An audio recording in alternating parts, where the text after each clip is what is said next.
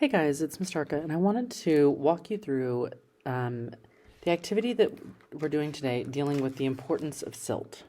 So you should have a paper that looks like this that you need to glue into your notebook. And effectively what you're going to do is we're going to use a set of slides in conjunction with the paper to fill in the information about why silt is important, okay? So we're going to go through this in steps. So the first slide asks us to label the following: mountain, river, floodplain, and gulf. So you'll notice that your paper has numbers here for the mountains and the river, and, the mountains and the river, and the floodplain and the gulf, okay? So number 4 there would be the gulf then, okay?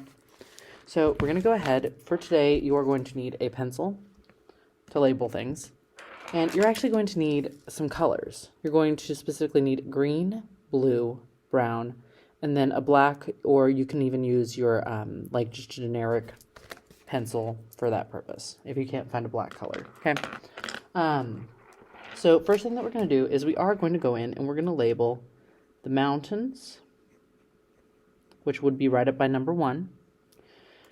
You're going to label the river, okay, which would be number 2. You're going to label the floodplains, which are number 3. And you're going to label the gulf, which is number 4, okay? So, and for yes, there are places where you're going to have to label these twice because the number shows up twice. So you are going to go in, and for each side of it, you're going to label the floodplain and the gulf. And the mountains also has 2 places where you need to label it. So when you're done with this step, your paper should look like this. So at the top it says the importance of silt. You have the mountains that are labeled on both sides at 1, the river for number 2. Either side of the floodplain is labeled, and either side of the gulf is labeled, okay? So you went in, you labeled those. So slide 1 says that rain and melting snow in the mountains makes the river swell. So since there are these lovely little boxes at the bottom, that's exactly what you're going to write for the first box. So number 1, rain and melting snow in mountains make rivers swell. And you might have to write relatively small to make it fit in the box, okay? But it should look just like that. So next bit, which, hey guys, since we just, went through and did the rivers, I'd like you to take your blue before we move to the next slide, and you're going to color in the river, okay? Starting up in the mountains and going through, and you're going to color in where it actually does go down from the mountains down all the way to right next to number 3, okay? So you're going through, you're taking your blue, can be a colored pencil, can be a marker, can be crayons. It doesn't matter too much. But when you're done with this step, your paper will look just about like the one I'm going to show you here. Because you're going to go through and you're going to color it in. And it'll look just like that. So the river part of it you've gone through and you've colored in, please. Okay? And then we're on the next one, which talks about how rivers flow down the mountains and they pick up silt. So either using a regular pencil or your black colored pencil, after you write in the box, you're going to take that and you're actually going to, just like over here, how there's these tiny little dots, silt are these little parts of really very fertile, very nutritious soil from the mountains that gets carried down. So you're going to go through and you're going to put just tons of tiny little dots in the river, showing that silt getting carried down the river, okay?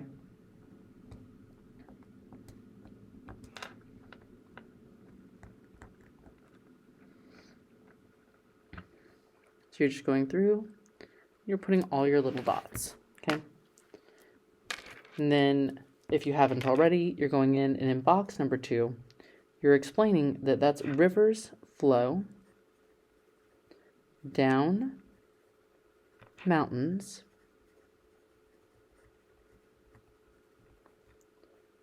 and pick up soil.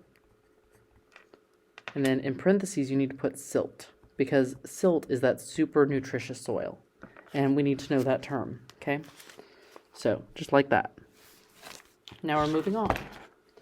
So, now we talk about the water overflowing onto the floodplain. So number 3 is our floodplain here, guys. And if you want, you can go ahead and right here in box number 3, put that water overflows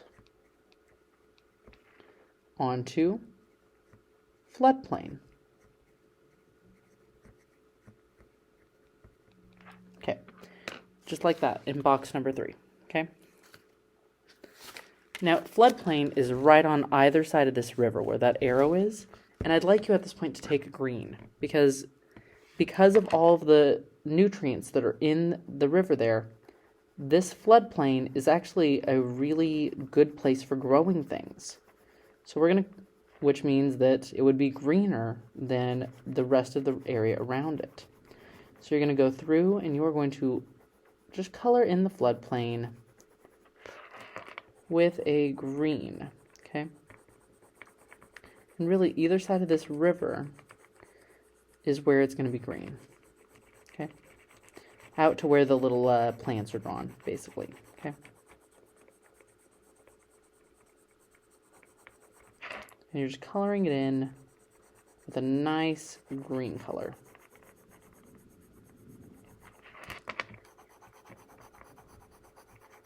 Because all of that silt that's in the river is going onto the floodplain. So this silt is going onto this floodplain, kind of like those dots are there, okay? So either side of the river is green because it's growing a lot of stuff, and you can see that the silt goes up onto this floodplain. So those dots go up onto the floodplain, okay? Moving on to the next one. And guys, that silt settles. So it settles in place and it makes the land fertile, which is good for farming. So if you haven't already, you're going to take either your pencil or the black and you're going to put in those little dots onto your floodplain, okay? So that they're very visible and you can see them, okay? So that you have those dots onto the floodplain, okay? So you can see right there that I've put the dots all around that green area. And in the 4th box, we write down that silt settles on land, specifically on that floodplain, and makes land fertile, which in parentheses means good for farming, good for supporting life, okay?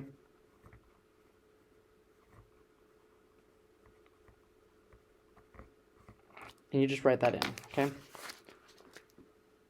So, the silt settles onto the land, and the water, once it's gone through and it's done that flooding, it goes into the Gulf. So we're going to go ahead, we're going to color in the Gulf in blue. So we're going to finish coloring in that water. But you'll notice that the silt, we're not going in and drawing silt in there, right? Because the silt has landed onto the floodplain. It has not gone into the Gulf, okay? So we color that in blue. And then we're going to take that last bit of color here, because we've used the black, we've used the blue, we've used the green. We're going to use this brown, and we're going to color in the rest of the mountains and the land with that brown color, okay?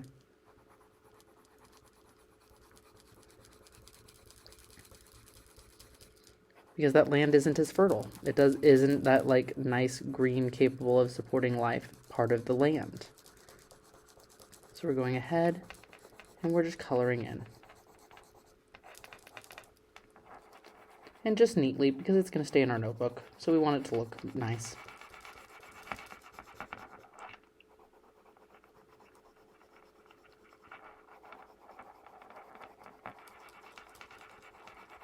So we go through, we color it into brown.